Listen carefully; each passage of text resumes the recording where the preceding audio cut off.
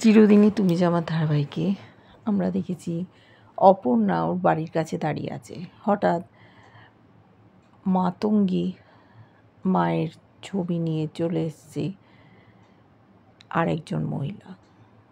ভবানী মা ওকে নানান রকম কথা বলে। ইনি আবার কে জানতে চেয়েছে। উনি বলেছেন যে আমি তারা সুন্দরী, ভৈরবী মা আর আমরা সকলেই তোকে একটা পথ দেখাতে চাই। বুঝতে পারে না কি বলতে চাইছে। বলল, দেখ, সময় হয়ে গেছে তোর, তুই অনেক দূর থেকে আসছিস, অনেক সমুদ্র পার করে আজ তুই এখানে এসছিস। ওই দেখ আকাশে যে তারাগুলো, ওরা খেলা শুরু করেছে, ওই তোকে পথ দেখাবে। অপর্ণা জানতে চেয়েছে তোমরা কি বলতে চাইছো বলো না, মনে হচ্ছে তোমরা সবটাই জানো। বলছে না, কেউ কাউকে কি পথ দেখায়, নিজেকেই খুঁজে নিতে হয়। আর বেশি সময় নেই, তুই সেই বন্ধ ঘরটায় আবার পা রাখবি, ফুল ফুটবে গাছে গাছে। বলতে বলতে ওখান থেকে তারা সুন্দরী চলে যায়। ও চিৎকার করতে থাকে, কোথায় গেলে মা, তুমি কোথায় গেলে, কি বলতে চাইছো? ওর মা বাবা ছুটে এসছে, দেখছে কেউ কোথাও নেই।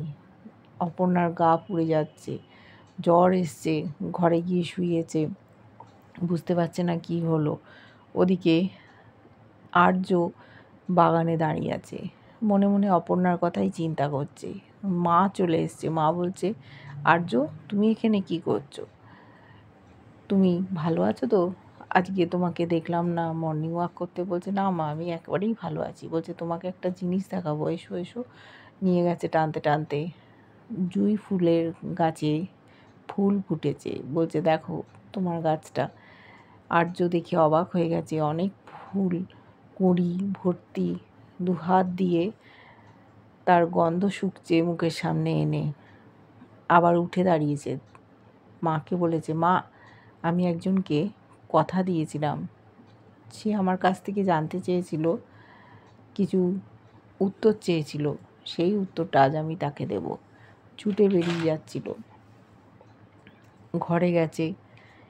সেই সময় দেখেছি ওদের বাড়িটা খুব সুন্দর করে সাজানো হচ্ছে। আজ অর্ক আর মানসীর পঞ্চম বিবাহবার্ষিকী। অর্ক উইশ করলো মানসীকে। মানসী বলছে, তুমি খুব কিউট। দুজনে একে অপরকে জড়িয়ে ধরেছে। আর্য সিঁড়ি দিয়ে নামছিল, ওদেরকে উইশ করেছে। সেই সময় কিঙ্কর আর মীরা এসছে, ওরাও একটা ফুলের বুকি দিয়ে উইশ করেছে। আজকে আর্য বেরোবে না, কিন্তু ও অপর্ণাকে জানাতে চায়। অপর্ণার শরীরটা একেবারেই ভালো ছিল না, সারা রাত গায়ে খুব জ্বর, মা বাবা জেগে বসে আছে। ডাক্তারের কাছে ওষুধ নিয়ে এসে খাইয়েছে মেয়েকে, তারপর দেখছে জ্বরটা আর নেই। তাকিয়ে আছে ফ্যাল ফ্যাল করে। জানতে চেয়েছে ওর মা, কিরে কিছু বলবি? ওর বাবা বলেছে, তুমি যেরকম মাথায় হাত বুলোচ্ছ বুলিয়ে দাও, বেশি কথা বলো না। ওর মাথায় হাত বুলোচ্ছে। তারপর হঠাৎ ওর কী মনে হচ্ছে, বলছে, মা, বাবা, সব ঠিক আছে, তোমরা একেবারেই চিন্তা করো না, এখন আর জ্বর নেই। বাথরুম থেকে ও বেরোচ্ছে, ওর বাবা কাজ করছে, মা রান্নায় ব্যস্ত। সেই সময় ফোন বেজেছে। ফোন বাজতেই ও ধরেছে, দেখছে আর্য স্যার। আর্য স্যার বলছে, তোমাকে দুটো কথা বলার জন্য ফোন করেছি। এক হচ্ছে, তোমার দেওয়া জুঁই ফুলের গাছে ফুল ফুটেছে। আর 2 নম্বর, তোমাকে আজ অফিস ছুটির পর একটা সারপ্রাইজ দেবো। ও খুব অবাক হয়ে গেছে, স্যার কি তাহলে মনের কথা বলবে? তাড়াতাড়ি করে ওর মাকে বলছে, মা, খাবার রেডি হয়ে গেছে। ওর বাবা ভাবছে খিদে পেয়েছে, বলছে, তাড়াতাড়ি অপুকে দাও, সারা রাত খায়নি। তখন বলল যে, তোমার এখনও হয়নি?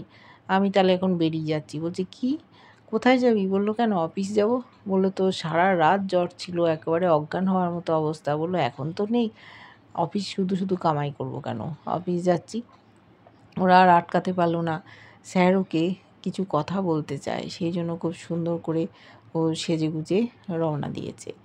রাস্তায় যাচ্ছে, যেতে যেতে আবার তারা সুন্দরী মায়ের সাথে দেখা।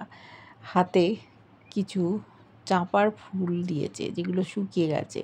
বলছে, এগুলো তুই রাখ, তুই এমন একটা জায়গায় যাবি, একটা বন্ধ ঘরের সামনে তুই আজকে যাবি, এগুলো নিয়ে রাখ, ভালো হবে তোর। চাঁপা ফুল দেখিও অবাক হয়ে গেছে। একবার চাঁপা ফুল অফিসে নিয়ে গেছিলো, আর্য স্যার খুব রেগে গেছিলো। আবার সেই চাঁপা ফুল দিল মা, এবার যদি আবার রাগ করে তখন কি হবে? অফিসে গেছে, গিয়ে সকলে সুস্বাগতম জানিয়েছে, বলছে আবার? বলল হ্যাঁ, তোমার পরীক্ষার পর তুমি প্রথম জয়েন করছো, বসো বসো।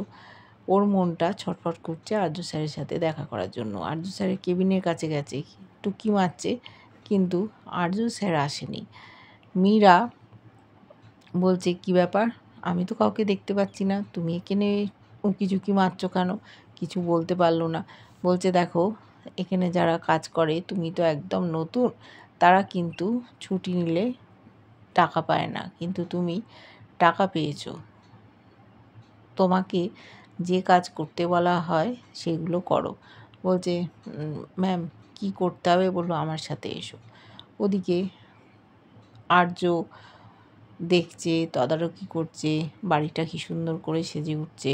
ওর মাও আর্যকে লক্ষ্য করেছে, বলছে তুমি ভালো আছো তো? চিন্তা করছে অপর্ণার কথা, অপর্ণাকে আজ মনের কথা বলে দেবে। অনেক দিন ধরে ঝুলিয়ে রেখেছে, মেয়েটা জানতে চায়, আর অপেক্ষা করাবে না। মা এসছে, বলছে কি ভাবছো তুমি? বলল কিছু না মা, আমি দেখছি কি সুন্দর করে ঘরবাড়ি সাজানো হচ্ছে, উৎসবের যেন মরশুম দেখতে পাচ্ছি। ওর মা তদারকি করছে কোথায় ফুল দিতে হবে। এক জায়গায় হ্যাপি অ্যানিভার্সারি লেখা আছে, ওটা সেলফি জোন, লোকেরা সেলফি তুলবে, সেখানে যেন আলো লাগানো হয়। এই রকম ছোটোখাটো নানান নির্দেশ দিচ্ছে। আর্য বলছে মা, তোমার তো কোথাও চোখ এড়ায় না, ছোটোখাটো জিনিসও তুমি এত সুন্দর করে করো। বললো হ্যাঁ, আমি পারফেকশানটা পছন্দ করি।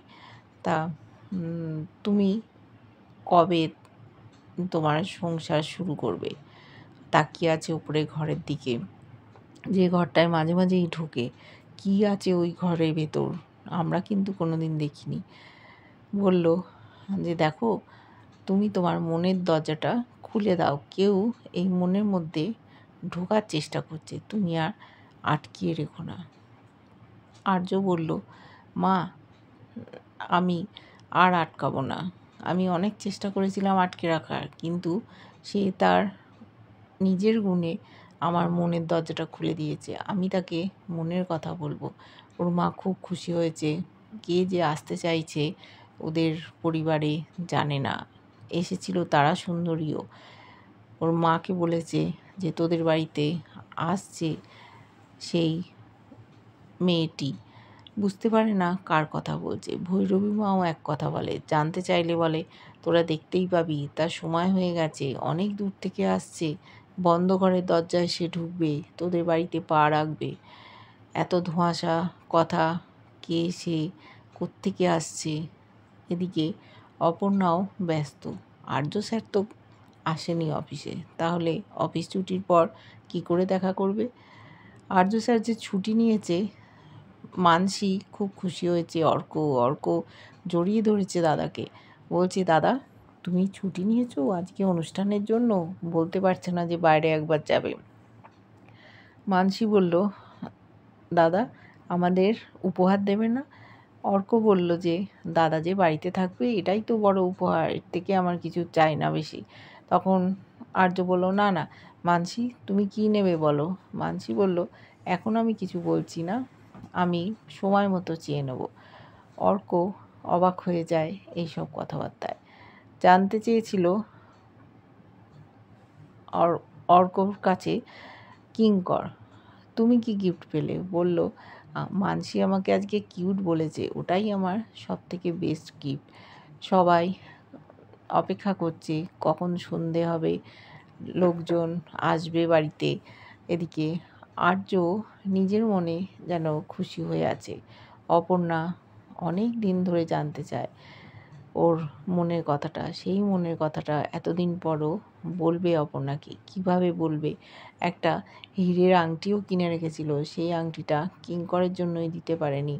আজ হয়তো সারপ্রাইজ হিসেবে সেই আংটিটাই উপহার দেবে। অপর্ণা কিছুই জানতে পারছে না, কোথায় আর্য স্যার আর্য স্যারকেও খুঁজছে। এরপরে আমরা দেখব কি হয়। কেমন লাগছে ধারাবাহিকটা অবশ্যই জানিও। ভালো লাগলে লাইক, কমেন্ট, সাবস্ক্রাইব করো। আর যারা ফেসবুক পেজ থেকে দেখছো ফলো করে সাথে থেকো।